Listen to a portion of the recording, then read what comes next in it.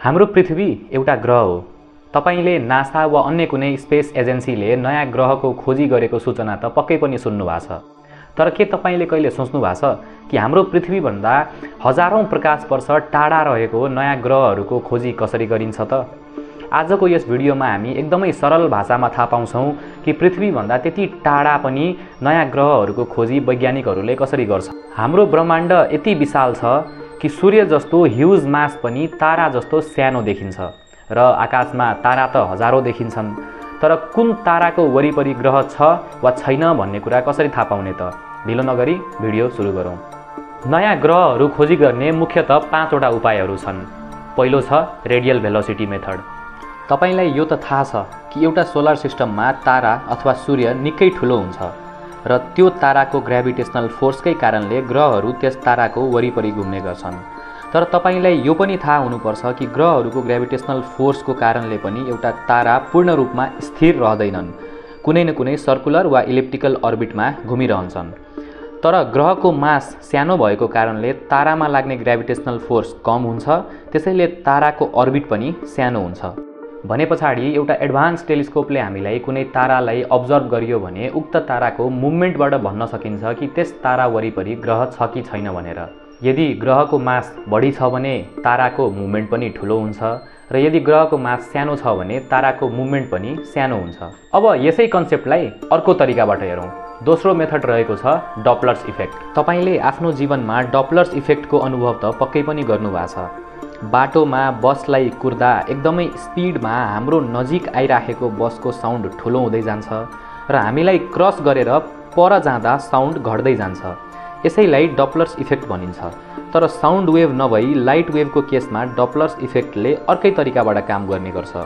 यदि light wave हामीतिर आयो अथवा डिस्टेन्स थोरै छ भने ब्लू वा नीलो रङको देखिन्छ र हामीभन्दा पर गयो अथवा डिस्टेन्स बढी छ भने रेड वा रातो रङको देखिन्छ। अब यसैलाई सोलर सिस्टममा यदि कुनै सोलर सिस्टममा ग्रहहरू छन् भने सूर्य अथवा तारा अर्बिटमा रिभल्भ गर्छन् भन्ने त थाहा भयो।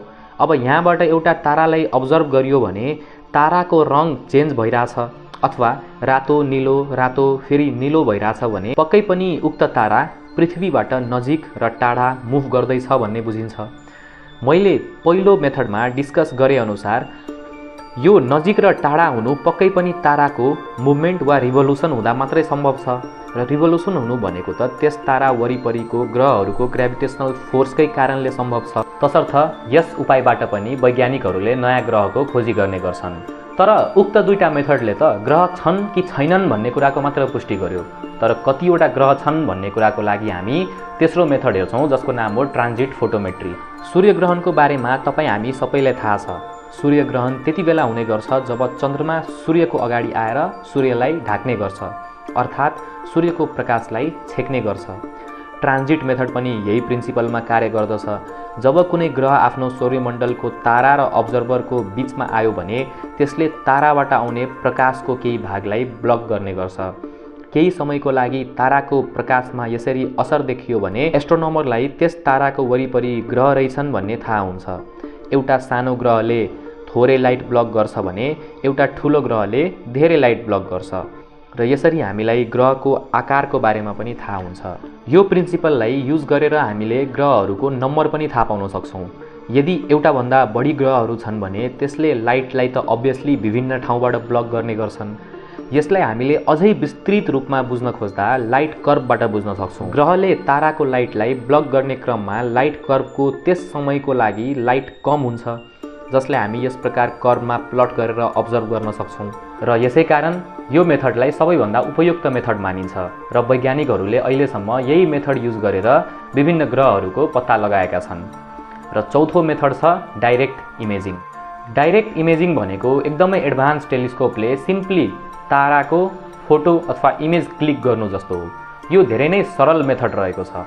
तर डाइरेक्ट इमेजिङ कसरी गरिन्छ भन्ने कुराको बारेमा पनि अलिकति थाहा पाइराखौँ। डेली लाइफमा हामीलाई यदि सूर्य भएतिर कुनै अब्जेक्ट आँखाले हेर्नु पर्यो भने हामी सूर्यलाई हातले ब्लक गर्ने गर्छौँ अनि बल्ल क्लियरली त्यो अब्जेक्टलाई हेर्न सक्छौँ। त्यसरी नै एस्ट्रोनोमीमा पनि प्रयोग गरिने टेलिस्कोपले पनि यही टेक्निकको प्रयोग गर्छ।